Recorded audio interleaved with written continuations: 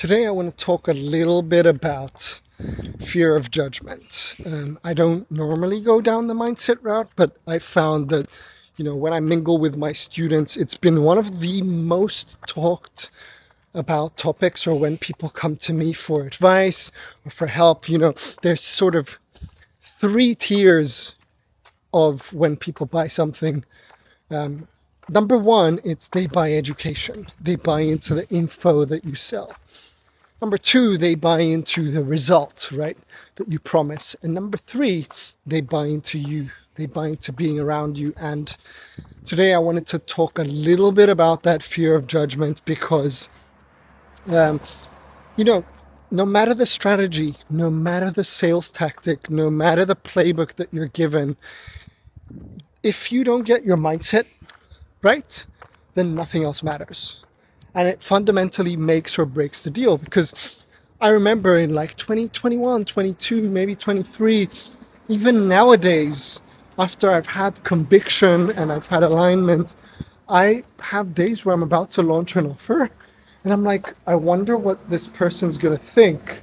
Or, I sort of launched it really messily. I'm not really sure about how that's going to turn out.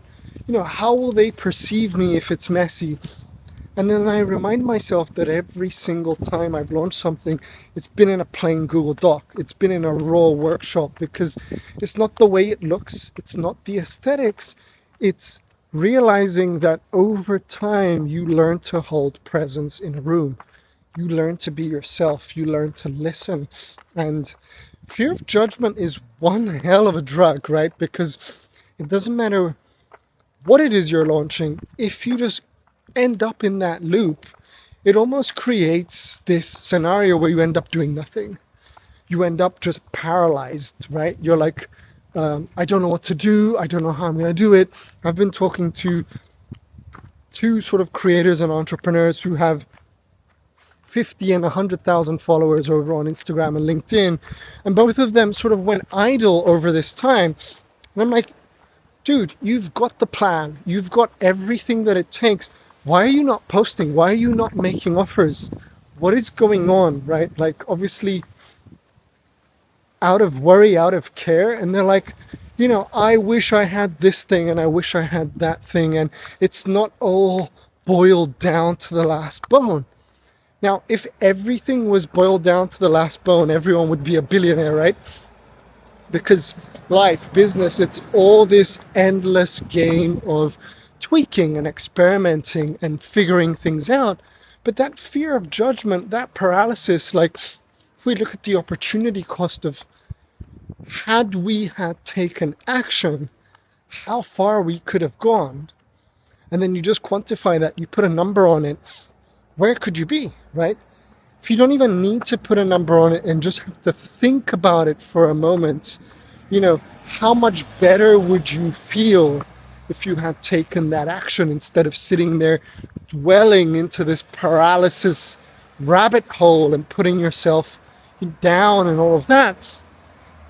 I'm here to tell you that I see you, that I hear you in, no order. Like, I'm not here to just make something up, or I'm here to just share my own perspective in what's happened to myself and my world.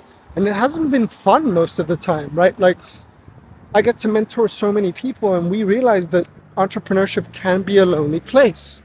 And when you're in your own thoughts and you fear that judgment on your own, you end up going in those circles where actually, if you are in a space with like-minded people, like-minded individuals, and you get to hear, oh, this person also had this, it sort of opens this new perspective. So for me, most of the times that I felt, fear of judgment, it was self-inflicted, it was self-imposed. It was always like feeling that being in this build loop was my comfort zone, because I had a software background as well once upon a time, and building things from scratch, making sure everything was perfect was great. But if I didn't learn how to market and how to sell and how to get out there and pull the trigger, it didn't matter how much I was building if I couldn't sell the thing.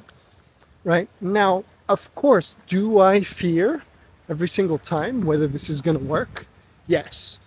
Do I fear or do I think, what is that person going to think of me? 100%. Do I still press the button nowadays? Yes. And I've had to condition myself that not everything is perfect. I've had to tell myself that there can be iterations. There will for sure be people there. And my biggest fear, like getting on YouTube as a writer, was one thing. It was mind-boggling to me that you needed this crazy equipment and you needed an editor and you needed all this time. And for 2 years, I think my sister clocked 150,000 followers on YouTube. She's phenomenal at what she does. I've had friends absolutely crush it. You know, I was just a writer by nature. So I had this fear of what will they think of me if I used an iPhone? Or what will they think of me if I didn't have the video properly edited? And one of my mates just went, dude, go buy this Osmo Pocket 3 thing or start with your iPhone and you'll see.